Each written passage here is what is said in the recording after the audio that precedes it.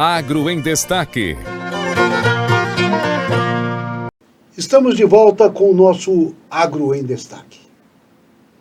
Eu coloquei uma coisa aqui e eu tenho certeza que você que está nos assistindo está todo curioso. E o Roberto saiu agora que está invocado. Mas essas duas aves aí são duas galinhas domesticadas aqui na TV Araguaia e que agora tomaram tanta liberdade no nosso estúdio que elas fazem parte. A gente vem gravar o programa e elas vêm juntos. Mas você viu o tanto que elas são domesticadas, boazinhas, não fazem barulho? Gostou, Roberto? Realmente gostei. Agora, e elas são boas de repetir, né? Porque elas repetem as mesmas cenas, né? Sim, porque a mesa aqui é pequena. Se elas não repetirem, elas caem fora. Cai da mesa. Fica repetindo toda a vida. Mas gostei, viu, César? Parabéns. Achou bom, né? Achei. Isso aí, gente, é inteligência artificial. TV Araguaia veio para ser diferente, está sendo diferente. Mas, Roberto, vamos lá. Nós estamos falando do tanto de gás carbônico que emite e o tanto que a gente consegue sequestrar. Dizem por aí que o agro é o grande poluidor do mundo. É o vilão. Agora, a culpa agora são as fezes de bovino na pecuária. E aí querem fazer o povo esquecer das fábricas, dos carros e um monte de absurdos que eles fazem, do lixo que eles jogam nas ruas, do esgoto a céu aberto. Isso aí não conta nada. Mas me faça essa conta, eu gostei. Um carro descendo na avenida está soltando quanto de carbono? Ô César, é um carro de 150 CV, né? Ele gasta, fazendo aqui o cálculo aqui... Pega a maquininha aí, doutor Roberto. Se ele, por exemplo, 150 CV, se ele tiver andando 1 hora, né,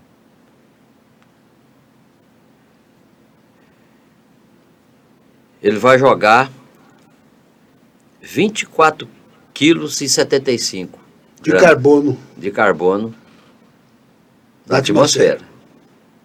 Né? Se ele rodar 10 horas por dia... Ele vai jogar 240 quilos.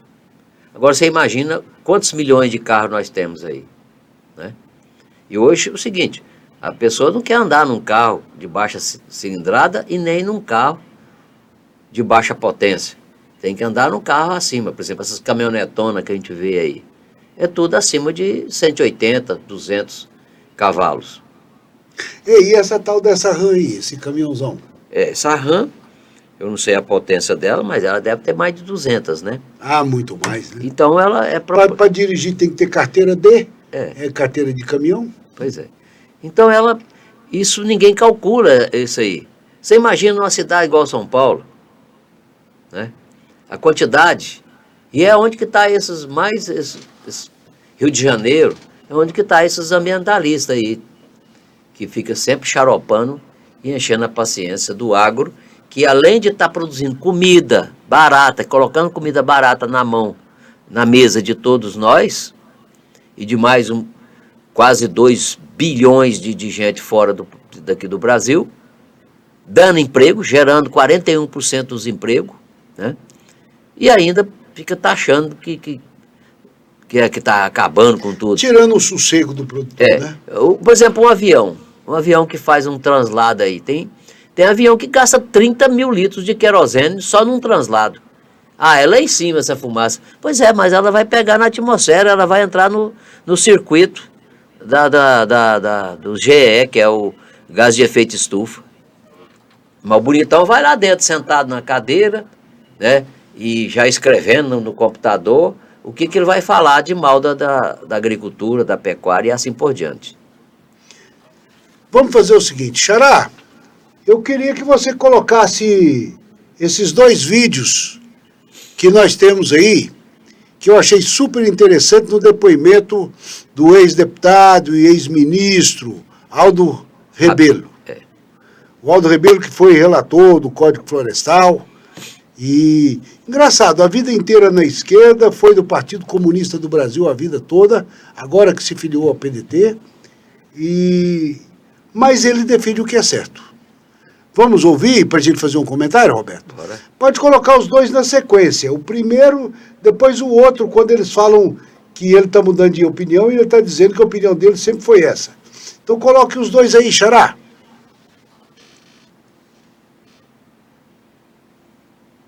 Eu vi casos de pequenos produtores de Santa Catarina que emprestaram a área para os indígenas produzir na agricultura e depois chega um antropólogo e diz: reivindica essa área para você. Conheço casos do Maranhão de divisão de famílias e de parentes descendentes de indígenas, uns querendo a demarcação das terras dos outros. Conversei com gente, não é ruralista, não, conversei com gente do Sindicato dos Trabalhadores Rurais, do PCdoB, que disseram para mim que aquilo era um absurdo, porque não é a política que interessa aos índios, é a política que interessa a FUNAI, e a política que interessa a FUNAI é a política que interessa aos interesses internacionais, que querem uma Amazônia para quê? Um jardim botânico para europeu rico produzir, emitir carbono, e nós vamos viver na Idade da Pedra, lá na Amazônia. Por favor, isso não. Quinto movimento.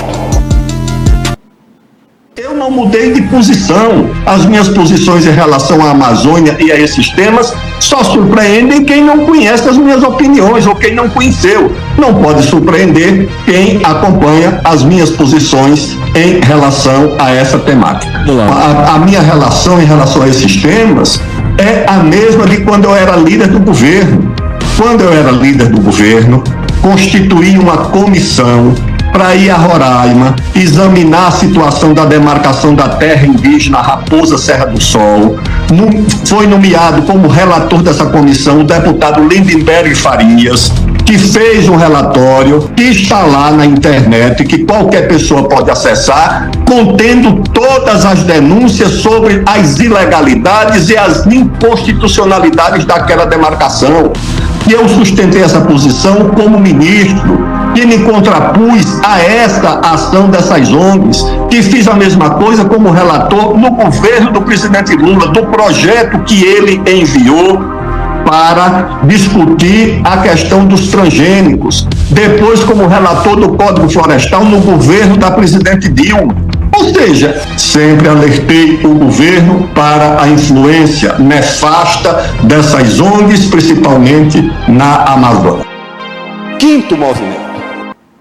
Nefasta.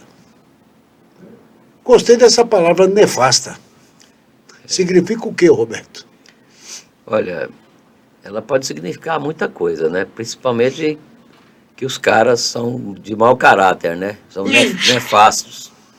Ou seja, eles querem vir aqui, proibir nós produzirmos, para segurar a Amazônia, nós continuarmos pobres e eles continuar ricos, andando lá nos maiores confortos, né? Translando da Europa para os Estados Unidos, em grandes aviões, né? Jogando gás carbônico na atmosfera à vontade. À vontade e assim por diante. Esse é o interesse dele. Não quer que o Brasil produza. O ministro ali, ó, falou o negócio dos transgênicos. Essa questão do transgênico, gente, é só porque ninguém segura esse Brasil. Esse Brasil é coisa de louco, a tecnologia, o conhecimento na agricultura. E esse transgênico aí veio para mudar mesmo a realidade, diminuir consumo de inseticida, diminuir consumo de herbicida, ou seja, diminuir o consumo de defensivos químicos. Isso agride, assim, lá no DNA dessas grandes empresas, que estão aonde? Elas estão nos Estados Unidos, estão na Europa, estão na Alemanha, né? E eles é que fabricam esses defensivos agrícolas para vender. Quando nós fizemos o transgênico, por exemplo, na lavoura de soja, você é agrônomo, eu não sou, mas eu ouço contar por aí, que chegava a aplicar 12, 13 pulverizações numa lavoura, hoje aplica 5, 6. Diminuiu até para 3, né? Então é isso aí. É questão, é a economia, é o mundo, né? E aí cada vez mais, vamos jogar mais atmosfera, jogar mais carbono na atmosfera e culpar a agricultura. Principalmente do Brasil, porque está crescendo. Roberto, se deixar o Brasil trabalhar, eu acho que a China, que é a grande economia do mundo, que agora está sendo ameaçada pela Índia, a Índia está com números na economia superiores ao da China. É uma surpresa, né? Mas é um país também que tem uma população quase idêntica da China, muita gente. Os Estados Unidos é uma potência econômica, mas o Brasil pode se tornar grande potência porque ela vai ter o que os outros não vivem sem, que é a comida.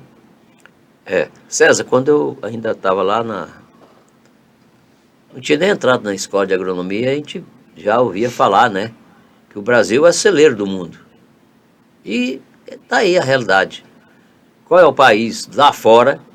Qual? Me aponta um que produz para sustentar mais de 200 milhões de pessoas dentro do seu país e ainda consegue produzir alimentos para sustentar 1 bilhão e 500 mil famílias pelo mundo afora.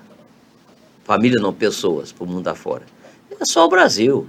Então isso aí mexe mesmo com a economia do mundo, tudo. Então o nosso destino é produzir comida. Nós, desde que Cabral chegou aqui, né, nós já tínhamos aí. Interessante que lá atrás o povo fala assim, era o selvagem, não sei o quê. Mas o relato lá do Pedro Vaz de Caminha diz que o povo era bonito, o povo era forte, dispostos. E esse povo forte, bonito, disposto, tem que ter uma alimentação também de primeira qualidade. Então significa que lá naquela época já produzia comida. o Brasil já era produtor de comida e das boas, porque senão não tinha gente forte, nem bonito e nem forte, né? Eu acho que foi até você que me contou essa história, Roberto, há uns anos atrás. Diz que aí o Pero Vaz de Caminha pegou uns índios que tinha lá e falou assim, ei, nessa terra aqui dá milho? Dá não. Essa terra aqui dá arroz? Dá não. Essa terra aqui dá soja? Dá não. Então nós vamos embora aqui. Peraí, se plantar dá. Tudo que planta dá. Tudo que planta dá. Então, se não plantar, não tem jeito. Está na carta de Pedro Vaz de Caminha, né? Isso está na carta mesmo? Tá. Viu? Tá lá. Nessa terra, tudo que se planta Dá. né, dá. Então, essa é a realidade do Brasil, é produzir comida para esse mundo afora. Hoje eu tive acesso a um dado que eu achei interessante. Que o mundo sempre fez estoques de comida. Preocupado com as guerras e com tudo mais, então todo mundo tinha o seu estoque. Quando veio a pandemia, esses estoques diminuíram muito, porque todo mundo parou de trabalhar, era daquele fica em casa, não sei o que lá, e começaram a comer o estoque. Hoje, os estoques de alimentos do mundo estão reduzidos a 30 dias. Quer dizer que se parar de produzir comida 30 dias seguidos, no 31º dia, o mundo inteiro não tem o que comer. Não tem estoque, não tem comida guardada. Então nós somos obrigados a produzir todo dia, todo dia, todo dia. E essa é uma lógica, né? E é o que o Brasil está fazendo, né? Produzindo comida o tempo todo. Todo dia. Agora, não temos estoque porque também é um outro fator, que a estocagem de alimentos ficou caro, né? Armazenagem. A armazenagem é caro, comprar o alimento para armazenar é mais caro, envolve muito dinheiro. Então, como nós evoluímos nos transportes, os navios são mais rápidos, aviões, caminhões, estradas e tal. Então, você faz uma programação, você não precisa ter estoque alto. Você tem chegando mercadoria todo dia. Você me fez lembrar uma coisa, porque... Mas isso nós vamos falar no próximo bloco, porque o Xará já deu o sinal que está na hora do intervalo. E eu não quero levar uma bronca do Xará hoje. O Xará está dando muita bronca em mim. Tá certo, mas... E aí ele dá uma bronca, assusta as galinhas nossas, É. e eu tenho que deixar minhas galinhas quietinhas, olha lá. Essas galinhas aí eu vou falar, viu? Vamos para mais um intervalo comercial e nós voltamos já já para o nosso terceiro e último bloco desse papo agradável com o Roberto Sayum, falando de carbono neutro e de produção de alimentos. Agro em Destaque.